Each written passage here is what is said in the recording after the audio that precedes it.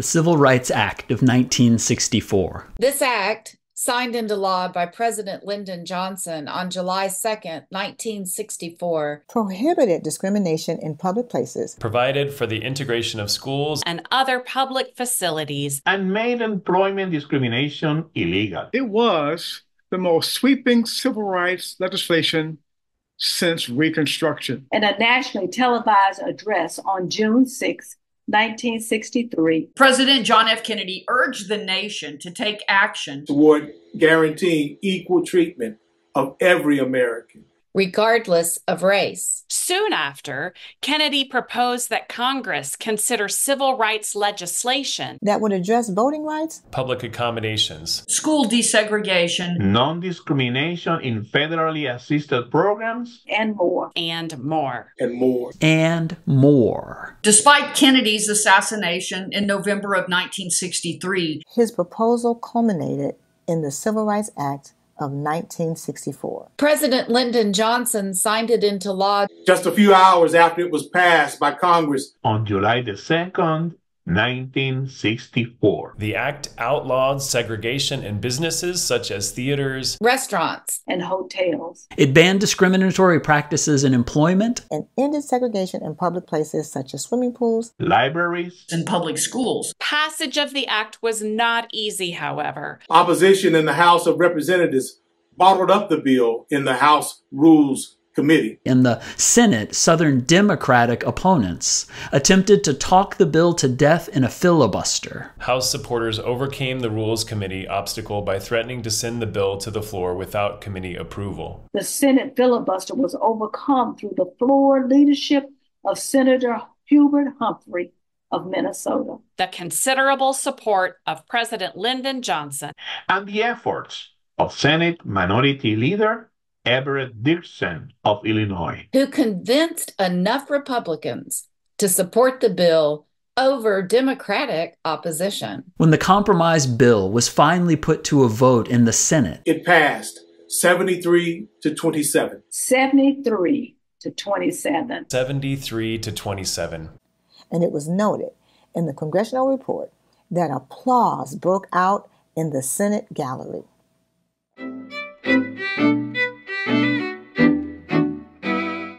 Disciples Public Presence is an organization that encourages clergy and laity of the Christian Church Disciples of Christ to work for justice for all by showing up and letting our chalice be seen.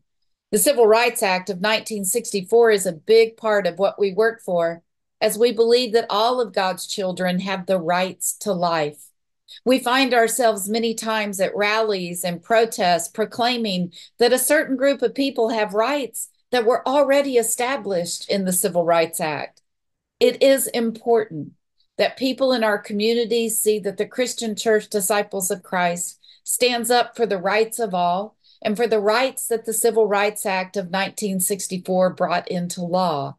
We will continue to encourage our churches to live into working for justice and living out the love of God we know in Jesus Christ. The Disciples Center for Public Witness advocates and organizes for public policies and laws, promoting greater justice for all, prioritizing racial and economic equity. The Civil Rights Act was passed with the help of a number of disciples, including the President of the United States at that time, Lyndon Baines Johnson. The struggle to protect and to expand both civil rights and voting rights is at the heart of what the center is all about. Guided by the social justice resolutions of the General Assembly of the Christian Church Disciples of Christ, the center meets with congressional and administration officials and staff to promote legislation and public policies that move our society closer to the beloved community envisioned by the Reverend Dr. Martin Luther King, Jr. Without the incredible, courageous leadership of the Reverend Dr. Martin Luther King, Jr., along with all who worked for civil rights in the U.S., some whose names we know and others we will never know, we would not have the Civil Rights Act of 1964. Green Chalice is full of incredible, courageous disciples working for climate justice for all people and for all creation. Out of our call to do justice, we strive to demonstrate the fullness of God's shalom through living out our faith by caring for God's creation, dismantling systems of oppression, and learning from our Black, Brown, and Indigenous siblings. From Hawaii to Ontario to Florida and everywhere in between and beyond, Green Chalice congregations are caring for creation and working for climate justice. The signing of the Civil Rights Act in 1964 preceded Disciples of Christ's own affirmation to address equitable access to all people in Disciples' creation of reconciliation, the Urban Emergency Program, in October of 1967.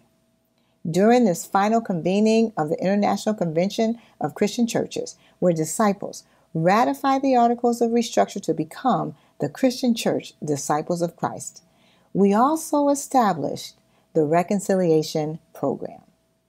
But just 1 year prior, in the same gathering, the convention's keynote address was delivered by none other than the Reverend Dr. Martin Luther King, Jr.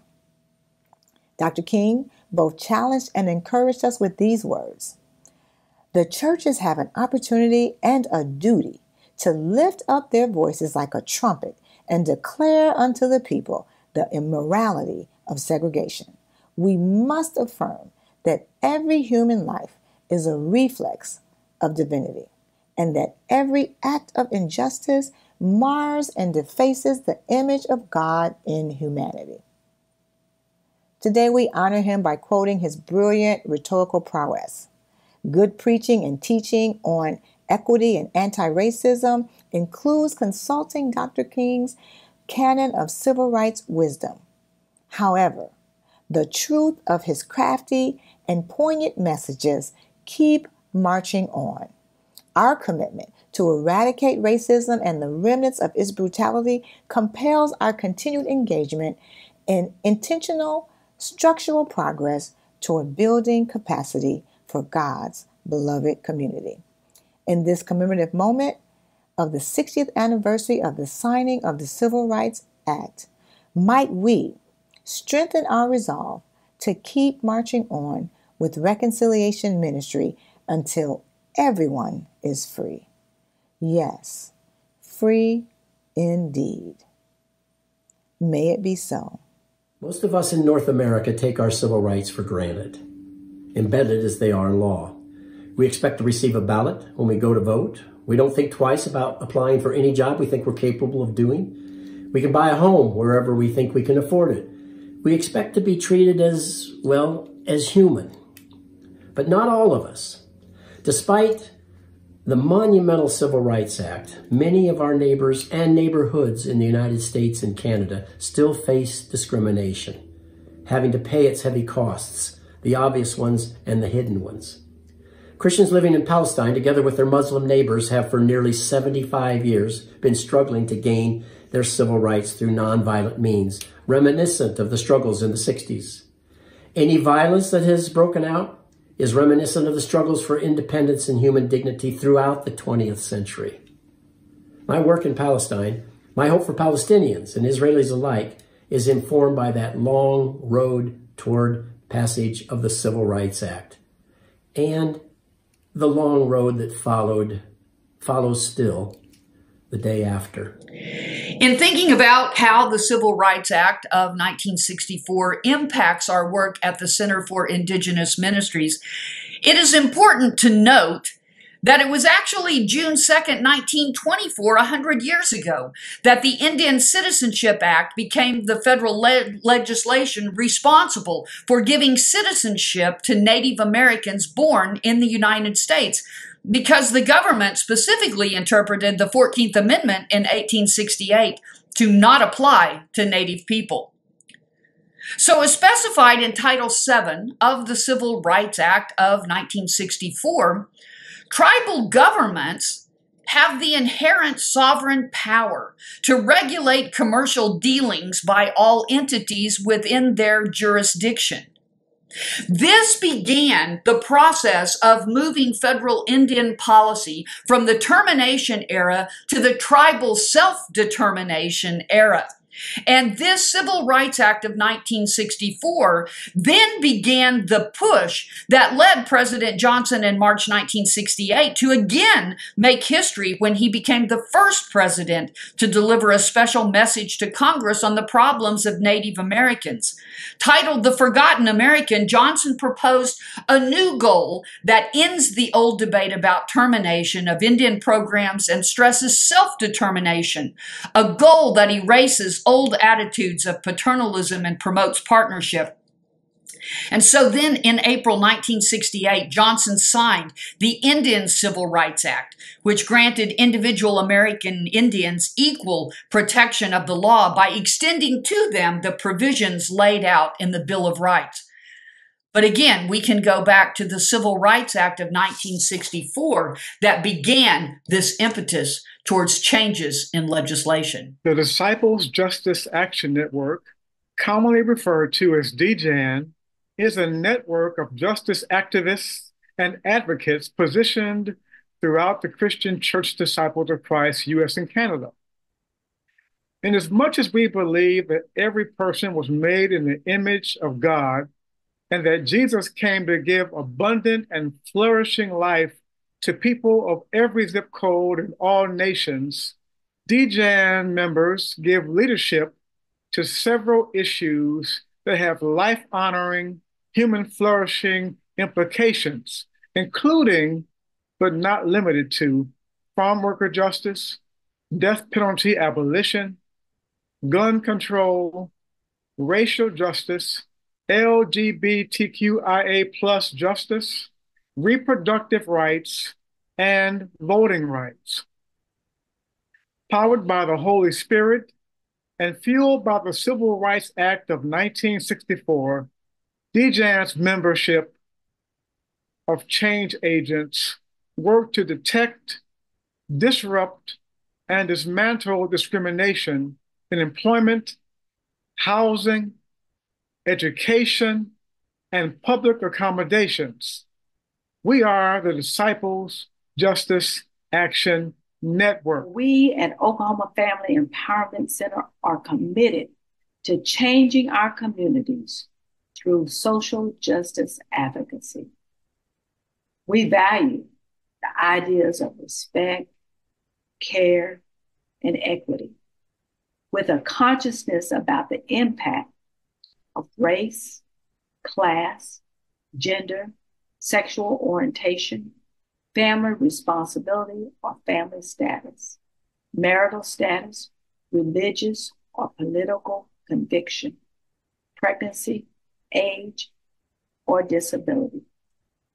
We are committed to the dignity of each and every individual, and we seek to help develop healthy communities in all areas of existence. We especially advocate in the areas of homelessness, mental health, substance abuse, racialized policing, and prison and jail reform.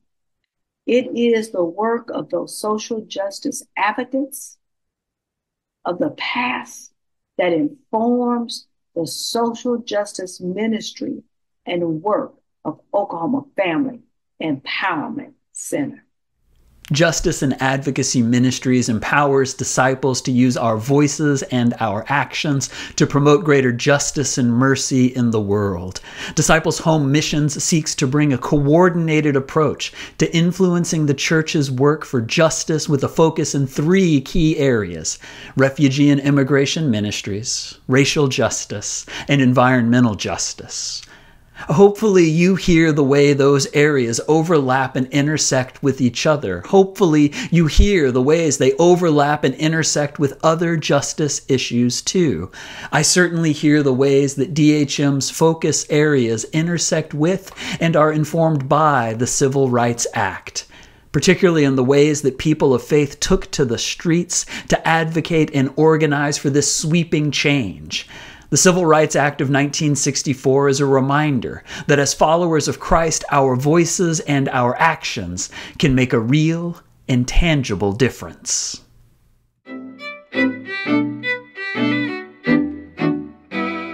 Reverend Dr. Laurie Feille, founder and co-facilitator of Disciples Public Presence. Brian Frederick-Gray, Justice and Advocacy Ministries at Disciples Home Missions. I am Reverend April Johnson, Executive Director and Minister of Reconciliation for the Christian Church Disciples of Christ. I'm Reverend Carol Devine, co-minister of Green Chalice. I am the Reverend Angel Luis Rivera Agosto, Community Engagement Senior Coordinator for Justice Initiatives of the National Benevolent Association of the Christian Church Disciples of Christ in the U.S. and Canada. Hello, I am Jack Sullivan, Jr., Executive Director of the Ohio Council of Churches and co-president of the Disciples Justice Action Network.